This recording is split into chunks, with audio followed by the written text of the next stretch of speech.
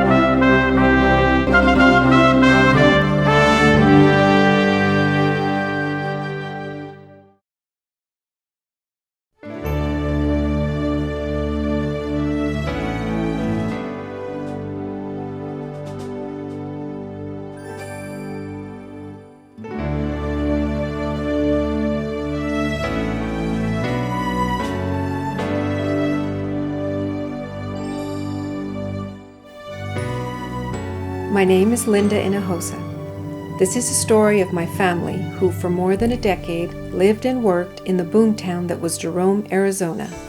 It's really the story of my great-grandmother Angelita, her family and friends.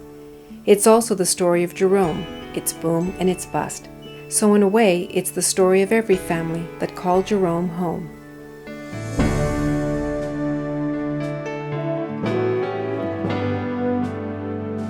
Nothing about the Mingus Mountains in central Arizona ever lent itself to the building of a busy mini-metropolis. The slopes were steep and the roads were few.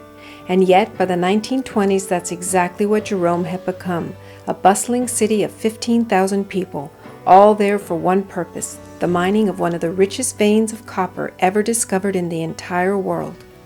The United Verde mining operation that grew out of the first claim in 1883 was followed by the Little Daisy claim. So rich was the ore that mining operations continued around the clock for years.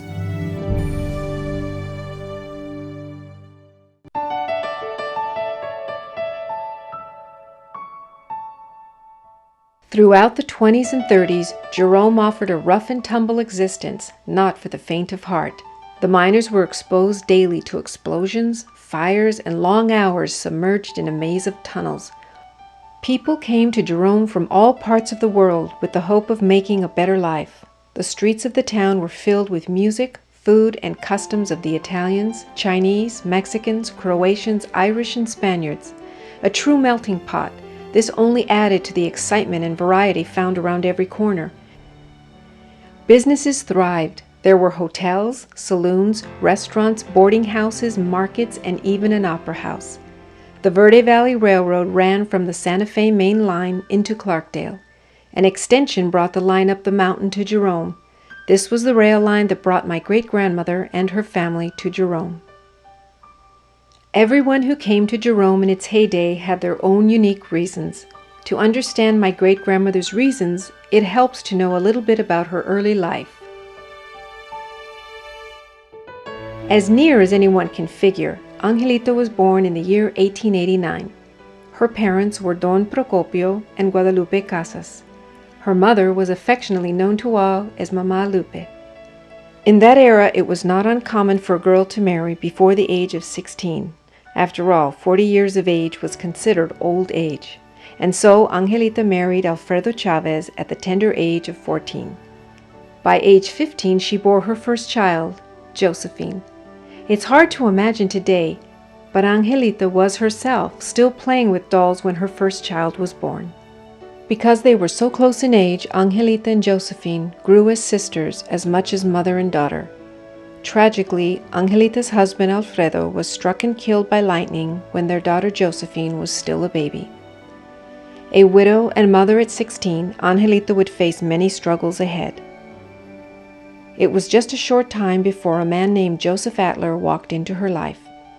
The dashing young German soon proposed, and this new family of 3 began to grow.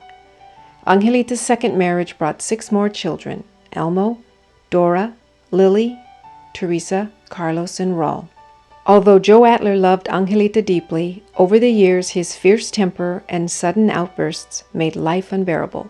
Eventually, Angelita quietly began to save away every spare penny she could. She prayed, she saved, and she planned for the path to a new life. By 1924, the burgeoning town of Jerome seemed like just the ticket. A friend had told her that there was money to be made there and that she must come. With 7 children in tow, her youngest just a month old, and with Mama Lupe by her side, Angelita left Colorado and her husband in search of a new life.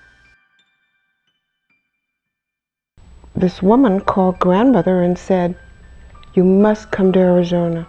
It's a wonderful place. There are means of making money and so forth." So grandmother moved all her brood over to Jerome, and that's how we ended up there. Jerome was already full of close-knit families that helped each other through rough times. Families relied on one another and were always ready to lend a hand to newcomers. When Angelita and her brood of 7 stepped off the train in Jerome, it was a woman named Concha Maldonado who was the first to take the family under her wing. Concha remained a good friend of the family all her life.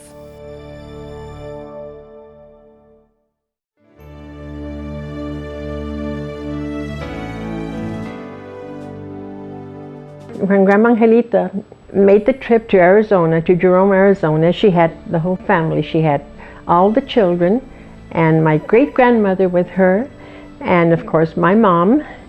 And they arrived there in Jerome, not knowing a soul, but knowing that there was room there for someone that would want to put up a boarding house or would want to have to make a living and could do it. And so she did.